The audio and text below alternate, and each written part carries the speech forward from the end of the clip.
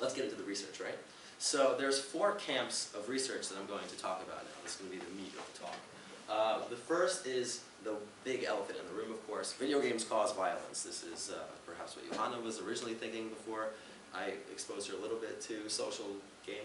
And this is, yeah, a major thing that's out there.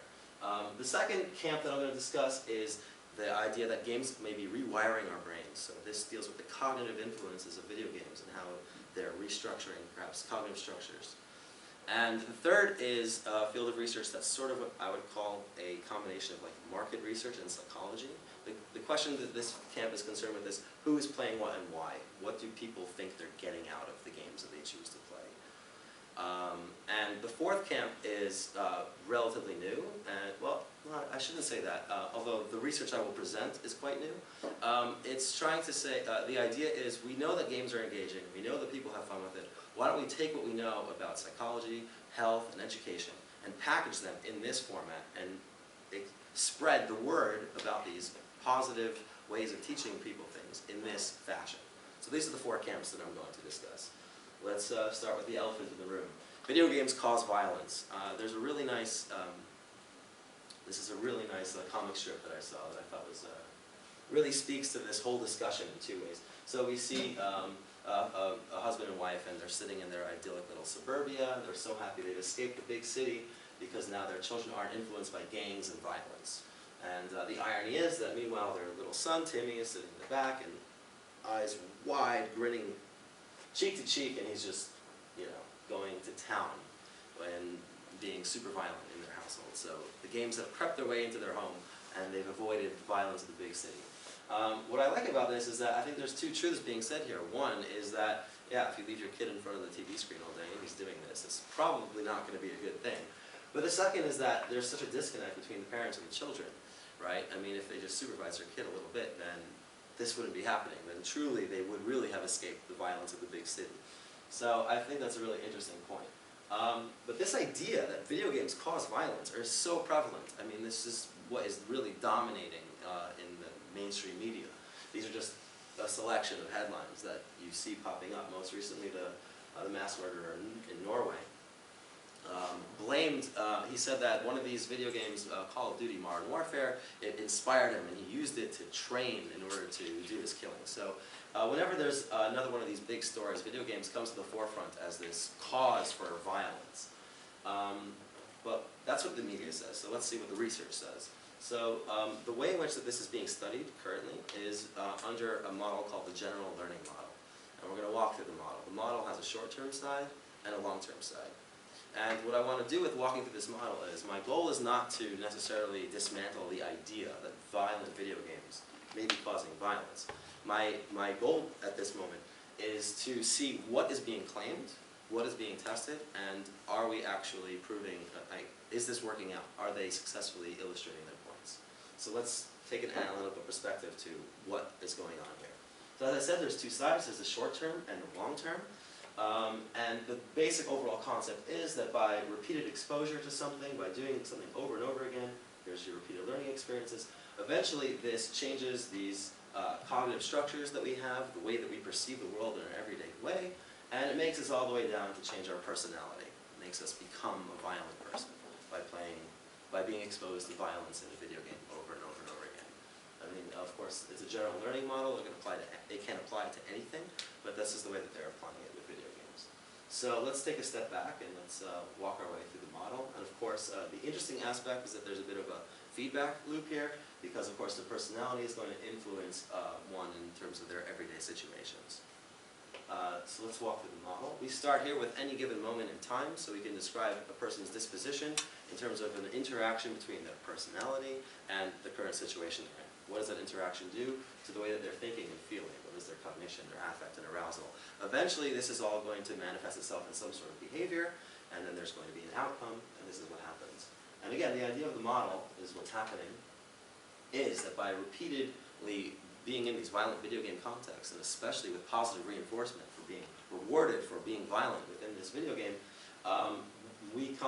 people come to interpret the world in a hostile way, and they become, in terms of their personality, more violent. That's the claim. What is actually being tested when we talk about this model? So we can actually isolate out of this entire picture one little section here for what the research deals with.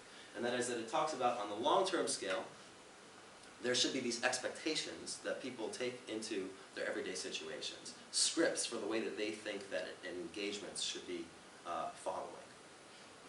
And specifically what they discuss is what's called a hostile attribution bias.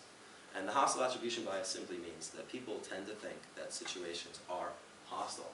And this was made quite famous by Crick and Dodge, who showed that these young children, these juveniles and teenagers in youth prisons were demonstrating this very thing. And how does it manifest itself? We can think of, for instance, this picture, and we can think, well, is Don Corleone here on the right, is he consoling this man, or is he rebuking him? And those with a hostile attribution bias would more likely say, well, he's being aggressive in this situation. He's being violent. And when you interpret the world in this way, it can lead you to behave in a certain way as well. Interestingly, this concept also manifests itself when we talk about social phobia. So social phobics are famous for having an attentional bias where they attune to people who they think are maybe talking about them, belittling them. And it's an interesting bias that makes its way across negative outcomes in psychology. The study I'm going to discuss now for testing this idea that playing violent video games over and over again leads to hostile attribution bias actually deals with something called the hostile expectation bias. It's related, of course. The idea is that you would expect a situation to become hostile. So what do they do in their study? They take participants and they put them in one of two conditions. They make them either play a casual video game that doesn't have any violence whatsoever, flying a paper airplane, or they play an extremely violent video game, the blood-soaked, gory Mortal Kombat in this example. And afterwards they have them read a scenario. It describes a car accident in this example where somebody's driving and they get hit from behind, and the person gets out of the car and the participant is asked, what does he do next? What does he think? What does he feel? What will he do? And yeah, not surprisingly, those who just came out from playing this violent video game for the past 10 minutes had a greater hostile expectation bias. They expect this gentleman who got hit by the car to behave more violently. So that's the type of research that's being done in order to show that. Let's just take a step back again, and again, take this analytical approach to what is being claimed and what is being studied. And I want to just raise three concerns with that. The first is that there might be a bit of a, to me, I perceive a bit of an issue in terms of the short-term effects and the long-term effects. So when we look at this hostile expectation bias, this is occurring according to the model in a long-term context, that my scripts are being changed. But if we look at the study, these people were brought into the lab, they performed a task, and that was it. It was on a short-term scale. So that leaves what to be asked in terms of, well, where does this belong and what is this study really showing? The second aspect that I want to raise is that I find this a little bit, I like this Dutch word actually, neerbuigend. I find it to be quite condescending to assume that, well, just because somebody does something over and over again in this video game, it means that it's being learned as a way of behaving. This is totally eliminating any chance for anybody having sort of a reappraisal process of seeing what happened, thinking about it, and internalizing it possibly differently. So I find that a bit condescending to think people are just soaking up violence. And the third aspect that I want to bring up is that I find this model, in terms of especially violent video games, to be somewhat oversimplified. When we talk about a big variable like personality, and to say, well, by playing violent video games over and over again, we have this repeated learning experience. Well, what about parents and friends and all these important things that we know are so crucial in development that are kind of being, I guess, disregarded, or they're not being taken into the equation in terms of, well, what's the weight of the violent video game in their life, and what's the weight of their parental influence in their life? So these are the sorts of questions I think need to be asked with regards to this type of research. Am I going too fast? Is this good? Okay, cool.